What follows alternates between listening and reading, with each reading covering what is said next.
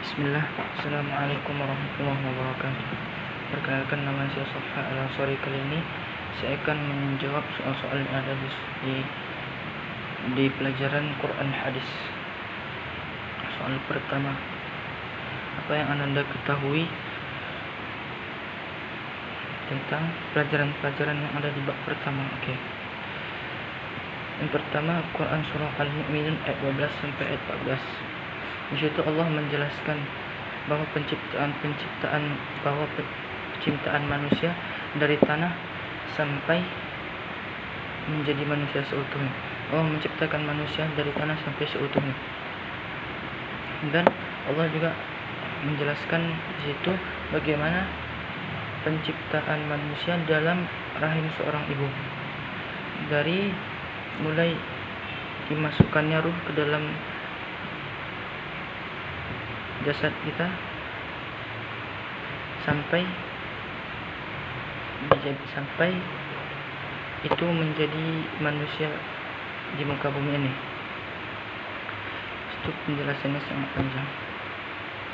Dan di surah Al-Baqarah ayat 30 sampai ayat 32 Allah menjelaskan bahwa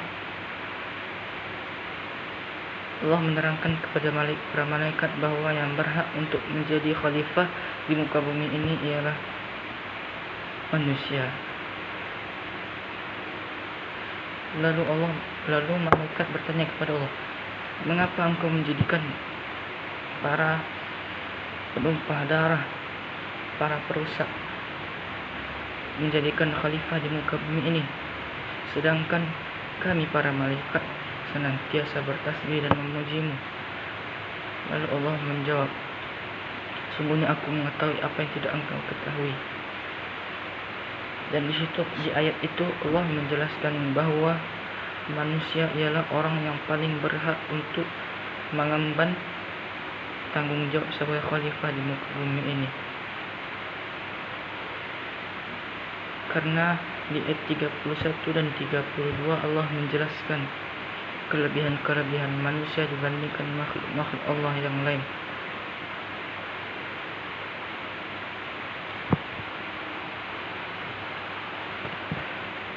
Dan di surah Az-Zariyat ayat 56 Allah berfirman, "Wa ma khalaqtal jinna wal insa illa liya'budun." Dan aku telah menciptakan jin dan manusia untuk beribadah kepadaku. Dan di situ Allah menegaskan bahwa jin dan manusia tugasnya di muka bumi ini ialah untuk menyembah, beribadah, tunduk kepada Allah, mengabdikan dirinya kepada Allah Subhanahu wa taala. Itu. Dan soal yang kedua ialah kekhalifahan yang bagaimana yang dituntut oleh Allah Subhanahu wa taala berdasarkan surah Al-Baqarah ayat 30 sampai 32.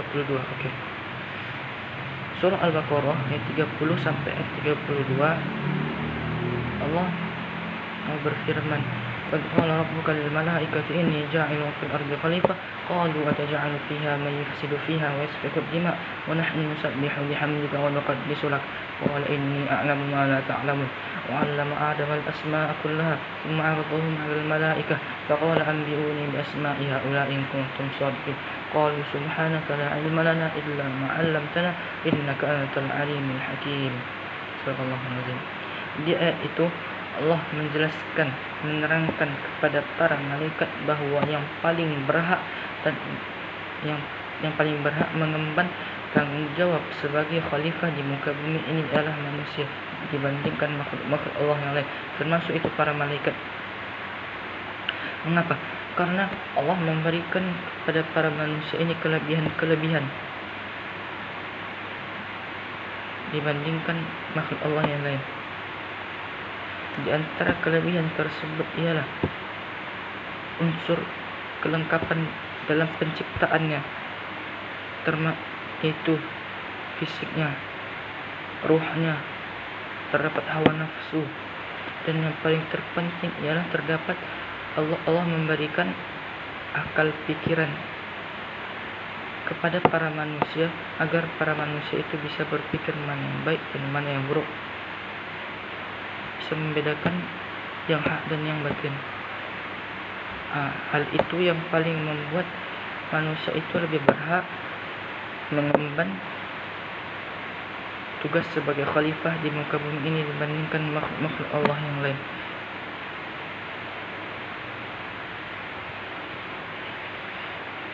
Khalifah seperti apa yang bisa bertanggung jawab